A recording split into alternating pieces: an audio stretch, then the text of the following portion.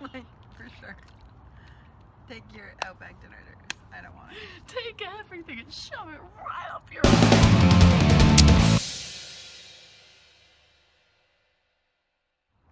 Hey guys, welcome back to Scream Queen Stream. We're your hosts. I'm Jessica Cameron. And I'm Heather Dorff. What are we doing today, Jessica? It's another hot tub story time, Heather Dorff. It is. What's our subject? So our subject is craziest customer service experiences. And side note, if you haven't subscribed to our Patreon, check it out. Subscribe below. We give them extra perks, lots of signed swag, Google Hangouts, and a whole bunch more. And also, if you are subscribed to our Patreon, please, on Patreon, tell us what hot tub story time you want to hear us do next. We listen to all your feedback, and we really want to have you more involved. So let us know what you'd like to hear us talk about. For sure. So again, we're talking about craziest customer service, retail experiences. What's sad is I actually have so many. It's hilarious. So if you don't know, my mother managed restaurants most of my life.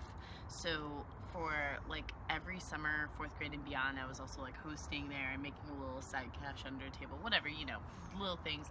But then I also started working full time in hospitality restaurants when I was 16 and for a long time. So I have quite a few crazy stories.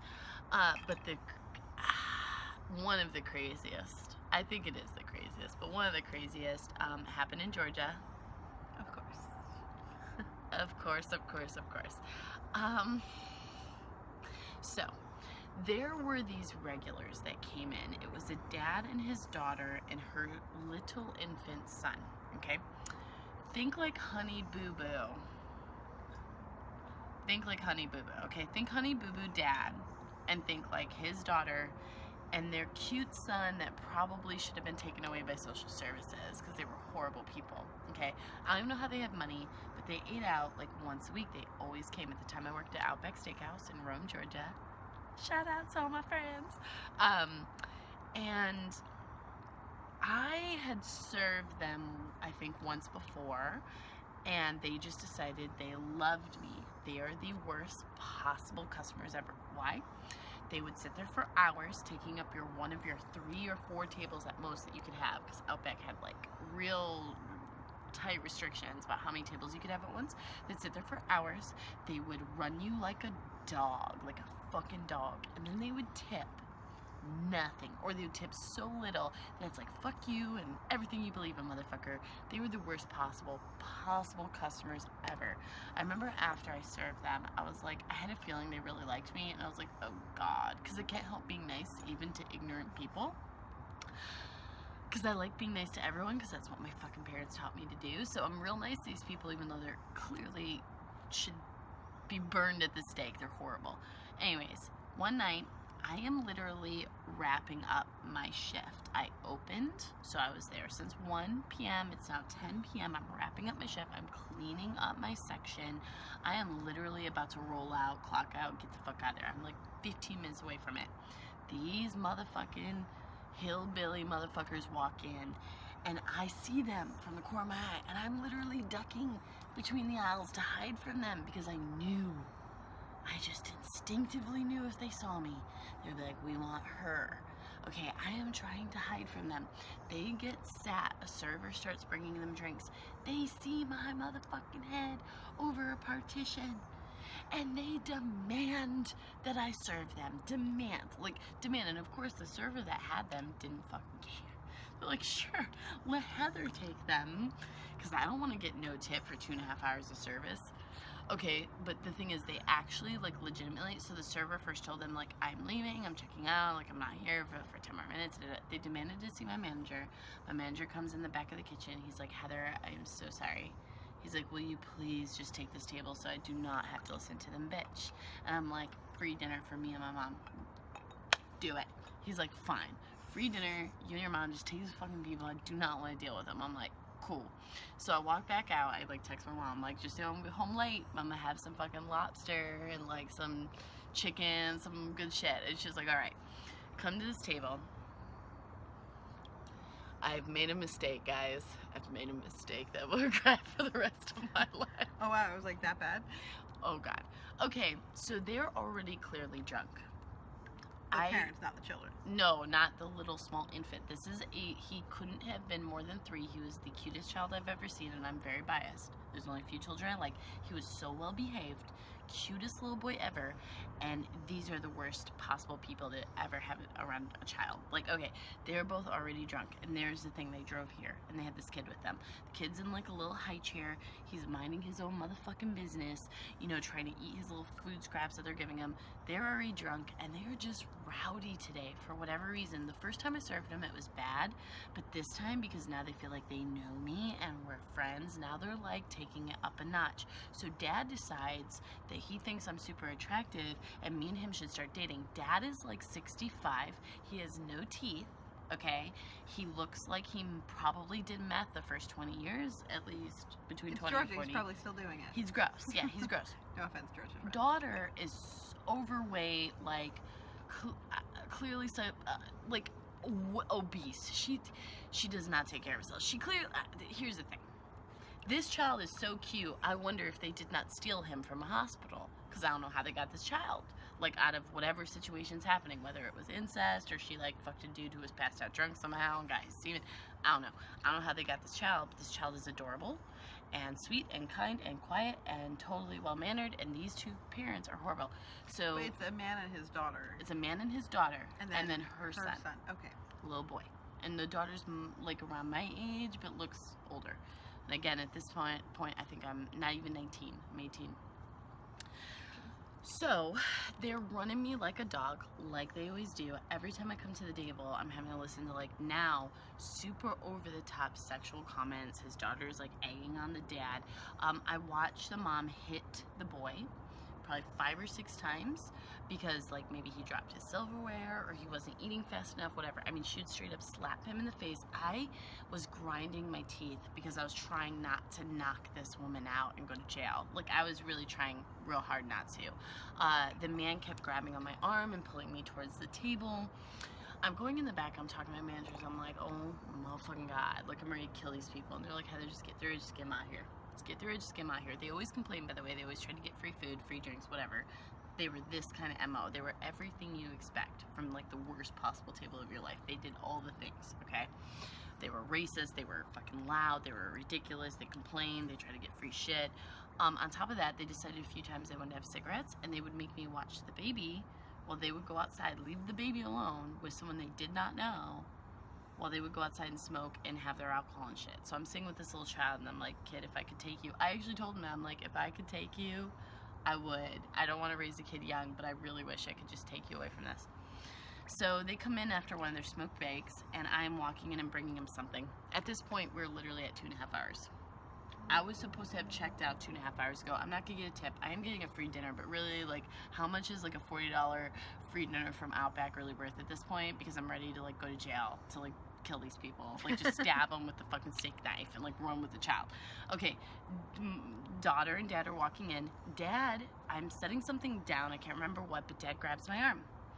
And I'm like, Grandpa, let the fuck go of me. You know, I'm like laughing. I'm like trying to be nice. I'm like, let go of me, asshole. You know, let go. He gets on his hands and knees. And he tells me, like, remember, he was hitting on me this whole time. But at this point, he gets down on his hands and knees in front of the last few people left, because we're reaching, like, closing time at this point. And he is like, I want you to be my wife. You're the prettiest, most blah, blah, girl I've ever... I don't even remember what he said, because the next thing he did was he stood up. Okay, as servers, we have to have our hair in a ponytail. That's like law. Like, you have to have your hair away from food. This man stood up, grabbed me by my arm, pulled me to him into a bear hug, and I would say bit, but since he had no teeth, we have to go with what it was, which was gummed me. He started gumming my neck. I am like pushing. I feel like that's definitely not worth 2 free dinners. Like, for sure. Take your Outback dinner. I don't want it. Take everything and shove it right up your ass. Like, really. So I finally push him away. Now, a lot of people see this. A lot of people see this outside. I can't even react. I finally get him off of me. He's saying something to me. I don't know what he said. I turned around. I walk in the back of the kitchen, and I just start bawling. And you know what's funny? So we had a lot of Mexican, really awesome back of house workers, they don't even ask me what happened. They straight up just start running out with their kitchen knife. I respect that though. No, they totally did. They started because they knew I don't cry. So, caveat, a lot of people cry in restaurants. Like, it was like a weekly thing. Who's gonna cry? There's always like bets. Who's gonna cry this week? No one ever bet on me because I never fucking cried at work. It was like a thing. I don't like crying in front of people. I don't break down. I can usually hold my composure. I held my composure even though I was ready to kill these people throughout this whole night. I came back. When I started bawling, they all knew something real bad happened.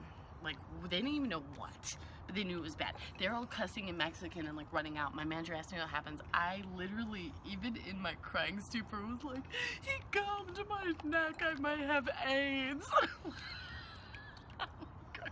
The fucking, like, one of the dishwasher guys is like trying to wash my neck with antibacterial soap. My manager walks out. It ends up being this huge mess because we have half the kitchen staff out there screaming at this guy's screaming at them. Garth, who was my manager at the time, is like, listen, you don't even have to pay for shit, just get the fuck out, just get out, and just so you know, never come back here again. You are not welcome in this place, and if you don't leave right now, we are calling the police. For gumming you. Yes, for gumming me. And sure enough though, but these people were like arguing it quite a lot. They like wanted to pay their bill and stuff. They think they did nothing wrong. And keep in mind, like, I like mixed emotions because I'm like, someone call the police because we need to get this child away from these people. And they were clearly drunk and they like drove off with this kid. But at this point, I couldn't deal with it anymore. Picking your battles. Yeah, you have to pick your battles, and I still feel really bad. But yeah, so from then on too, and this is how you know I have a good sense of humor. People called me Gummy Bear at work. Can I call you Gummy Bear? Like, you know what's funny is it kind of irked me a little bit, and then I started laughing about it because at the end of the day, you have to laugh Everyone about. tweet Heather Gummy Bear because she doesn't Bear. check her Twitter. Yeah, It'll be some people hilarious. When she motherfucker. checks it, it'll just be like a stream of Gummy Bears. So keep Hashtag Gummy Bear. Keep in mind, I've been called Rocky and like Gummy Bear. Totally different situations. If you've watched a previous Screen Queen stream, you know that reference. But either way, that is, I think that's up there in the craziest customer service experience. I mean, I agree, and I feel bad. So I'm gonna share some stories, but they're not as good. So gross. Well, yeah, because it's contact. Gross. I was actually legitimately worried about diseases for like the first, like, I'm serious, I was having like a paranoia attack because you're right, he looked like he did meth or drugs or heroin or, and I'm like, this motherfucker just, but he didn't break skin, which is what my manager was like. Yeah, my manager gave me like free meals for like the next few weeks. But you were also like, what, 15? I was 19, I was about to be 19, I was Still 18. really young. I was really young. I should clarify, because I feel like this is a major factor in the fact that my stores are not as gross as yours. I waitressed at a small town bar and also the strip club above the bar, and then I went to Toronto and I waitressed at a premier gentleman's club and then a really exclusive club after that. I don't know how I have crazy, because I was blonde. And I swear to God. Well, but I think it's the environment. So because like here's the thing. Georgia. So, but not only In that Canada. though, but also I think like restaurants and stuff like in all the places I worked, if you touched me, I pointed you out to the like. Well, at bouncer, a premier club, no, you were that gone. makes sense. Versus restaurants, Done. it's a different situation. No questions asked. You know what I mean? And it was happening within 30 seconds. That's period. the thing. It's almost like gentlemen's clubs. Well, They're and worth here's, it for well, females. but you can't here's the fucking thing. harass So, the like for the females. record, and again, like if you are a college girl or looking to make some extra money, I liked the gentleman's club in Canada. Anyways, I know it's different in America, so understand that it's different. Even depending then, on though, the state you that can't harass the women. Well, and that's the thing. So, but several reasons. Number one, I also felt, first of all, the men are less likely to harass the staff at a gentleman's club because the entertainment is on stage. They come here with a reason, and the entertainment is on stage. It's not the Sure. staff.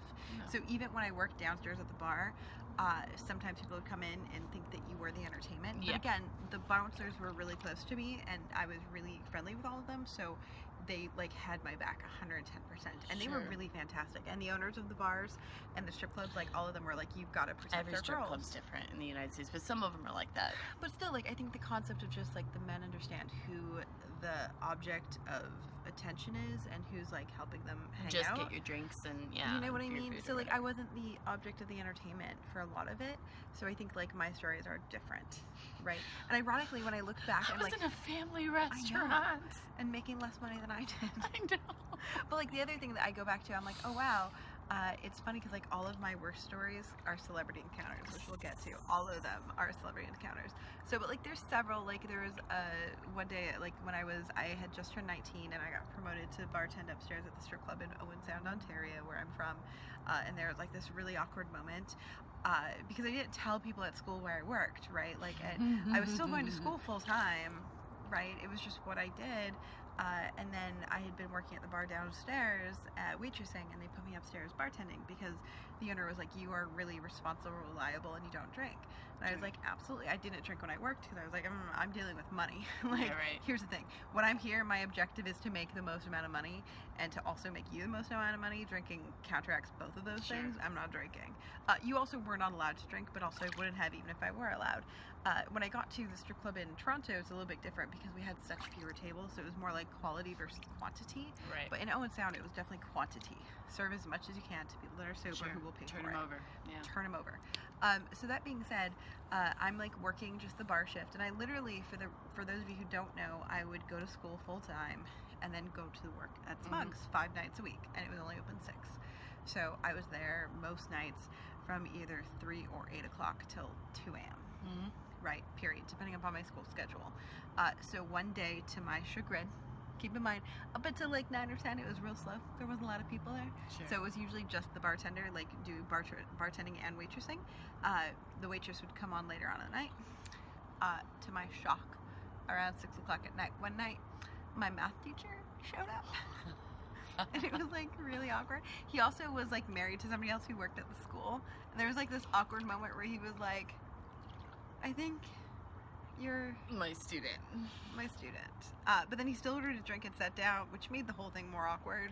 And then like I was like, do I not? And I like my boss at the time, I was like, Jenny, here's the thing. I was like, that over there is my math teacher. I really don't care if he wants another drink. Like I really don't want to ask him. I feel like it's gonna make him want to leave. And she was like, no, you have to ask him. I was like, okay. So I go on over after like 45 minutes. I'm like, can I get you another drink? And he's like, no. And I'm like, okay. So awkward. Yeah. Like, so awkward. And I go back to behind the bar, and then he like sneaks out. Sure. Like tail between his legs sneaks out. Yeah. And then would not look me in the eye for the rest of the school year, of course, in high school. Who cares? You're in a strip club. It's not the worst thing. There's many Well, worse I think things. it was more the fact that like small town, Sure. and I'm sure his wife didn't know where he was, and his wife worked at the school. And it's just awkward. Yeah, it's definitely a little bit awkward. It's just awkward. It did not make me feel good. I did not like it at all. It was As really, long as he didn't really give you bad awkward. grades or too good of grades. No, and I honestly, I didn't have him that year. I'd had him previous years, but I saw him all the time in like the hallways and stuff. Well, that's fair then. You know what I mean? So he wasn't actively my teacher, and I'm not going to tell you his name because I think that would be too much. No, that is too much. But that being said, it was really awkward. But again, nothing like really. Like I look back and I'm like, no, like there's occasions where if you grabbed me in Canada, you had to have, anytime you had a tray, you had to have at least an empty beer bottle on it, or else you weren't allowed to have alcohol on the tray. It was just like a weird clause, so we always had a tray with a beer bottle on it. So if you grabbed my ass, I would bash you with a beer bottle because it was the only weapon I had, and then point you out. And there was a couple who were like, we're gonna charge her with harassment, and my boss was just like, she'll charge you with harassment, you grabbed her. My boss was like, I've known that girl for a while. She's never hit anyone with a beer bottle that didn't deserve it. Right. And the guys were just like, yeah, we did grab her. Okay. And to me, that's fair. You grab me, I hit you. I mean, right? Tit for tat. It works. Tit for tat. It is tit for tat. But it's also where I learned my ability to scream. Fun facts. Because fights would break out. And I don't know why, but like one of the very first fights that I ever witnessed, I just started screaming. And it was like my superhero power. Like people just stopped. Yeah. Nobody knew what to do. I'm not going to do it now because I'm trying to be quiet. But people just didn't know what to do. They just stopped. And then I would like point to the bouncers. I'd be like, yo, grab him and him. Or her and her. It was always like girls against girls or guys against guys. Sure. More often than not anyways. I'm sure there was not always the case, but the ones I witnessed. Yeah. But that being said, it just became the superpower that would cause people to freeze. Well, it does. It still does if you scream in public. If you scare, like Really. a blood-curdling scream, you like shock people because they're like, what the fuck's going on? Is there a fire? Is there a gunman? Like, I don't know. Even in like small town Ontario, they're like, what the hell's going on? Oh my god, no, not that. So that was you know, my superpower. But again, like looking back, and I'm like, that's, you know, I had a really bratty girl that had a bar mitzvah, and she was really mean at like the last bar I worked at in Toronto. For a female. She was, yeah, whatever. She was such a brat. I'll tell you what, I've never thought, so all of these young girls had like these designer Louis Vuitton bags. Well, at not the strip club. This was when I worked at the club after the strip club. So for the last year of my university education, I had complications at the strip club. Basically, they changed over management, and that's when the management became everything they talk about strip clubs being. And I was like, I am not down with this. Like, for all the time that I worked, the Owen Sound strip club, totally above bar, everything legal, everything awesome. Right? Like, nothing went down. Don't get me wrong. If anything went down after I was outside of the strip club, we had no say. Sure. If we heard it, we had to report it. That's it. Yeah. The club that I worked at in Toronto was like that for the first 2.5 years, and then they switched over and got a new manager, and just shit started to go down that I was told I had to look away from, and I was like, I'm not cool with this. This is outside of my comfort zone. I need to go. Yeah. So then the last year, I worked at a really popular club that was just like a nightclub, but it was really cool. But they would do like bar mitzvahs and parties in the daytime. Most clubs do. And it was really swanky and like really pretty. Yeah. Really pretty. So they would do bar mitzvahs, and there was this one with this girl that was such a brat, and she, like, her and all of her friends had these like $10,000 Louis Vuitton purses at the time, and they were just like leaving them on the ground, and they were getting filthy and covered. And I was like, God damn it, help me! If she leaves that purse one more time, I'm taking it, because she clearly doesn't appreciate it, and it's a work of art, and it should be cherished. And obviously I would never. I was joking. Yeah, I would never take her purse. This is why you don't give children nice things. Right? But they shouldn't. And they were just so bratty, and they were so mean.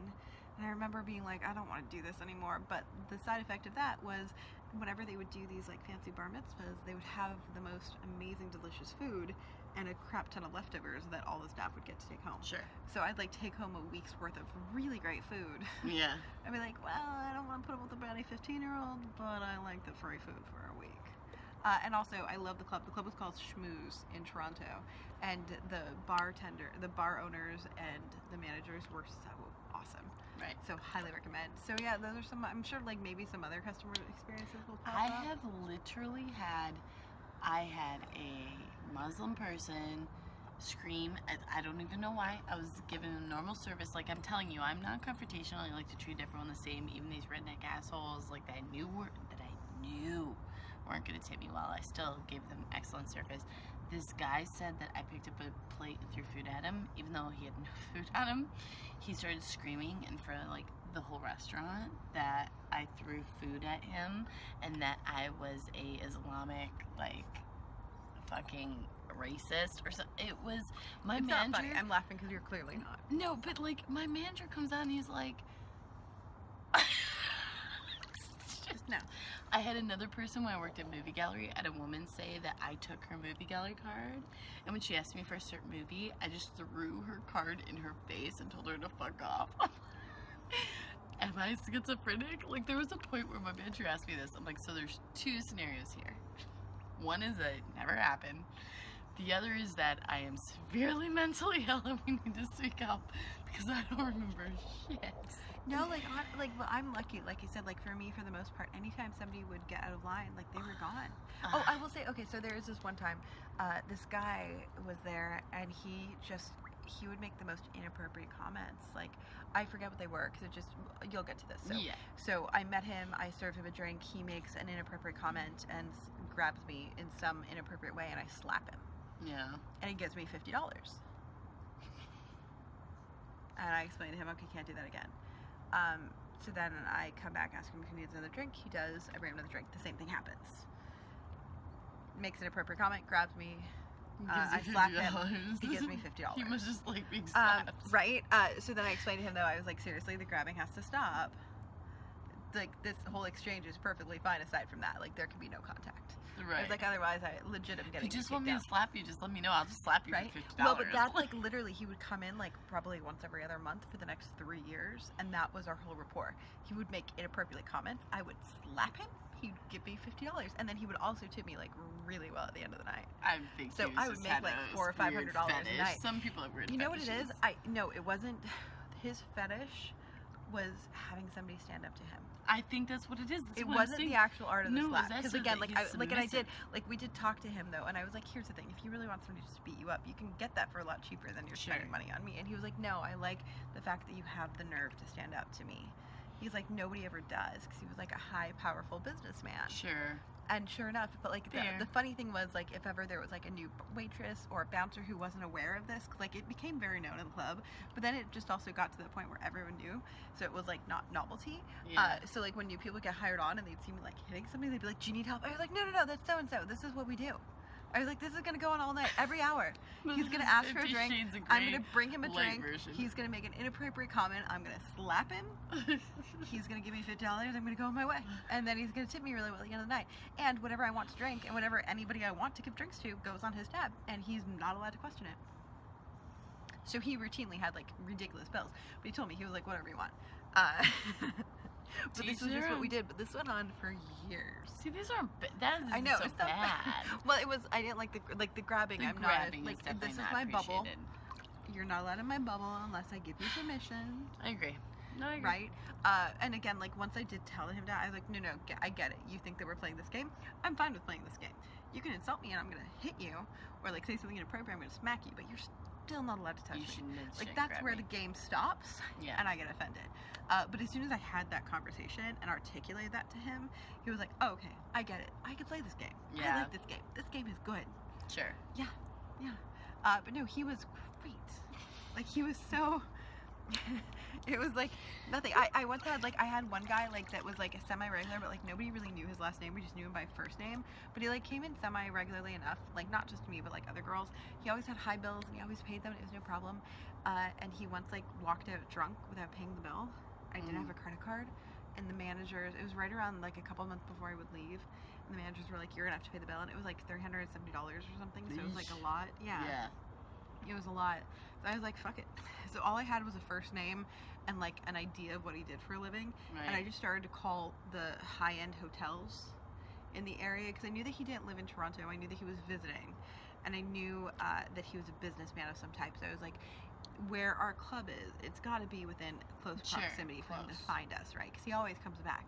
And these people typically stay at the same place. So I would just call and pretend to be his wife.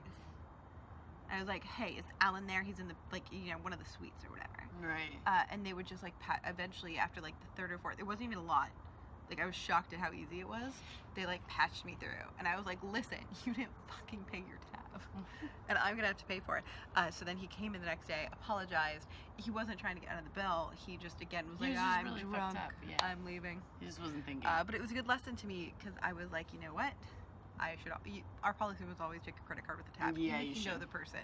Because, again, stuff like that happens. But I was like, whatever, I know him. He comes in like every month. It's fine, every 2 months. But everyone makes mistakes. Exactly, and that's what I learned. Sure.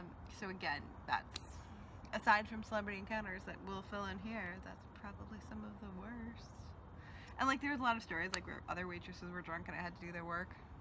I have like crazy stories about the managers there. When the managers changed over. Later, this is customer specific. I know, right? All right. Like I said, I had good. I'm not gonna share this one, but I'll tell you about the time that my uncle said I was a stripper, and my cousin came in. That was kind of awkward. That's a story for another time, kids.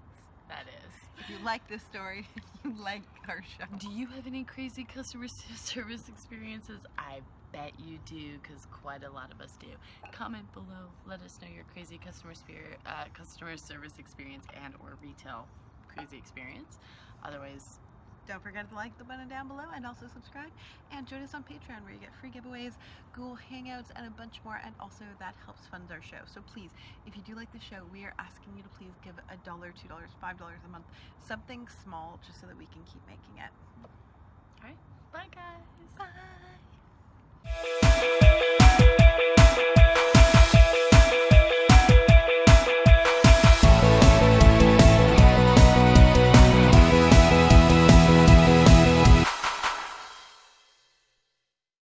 Thank you so much for checking out Scream Queen Stream. We hope you loved it as much as we do. If you want to see more of our videos, check out our YouTube page. And while you're there, how about you subscribe? You want to see more? Just tweet us.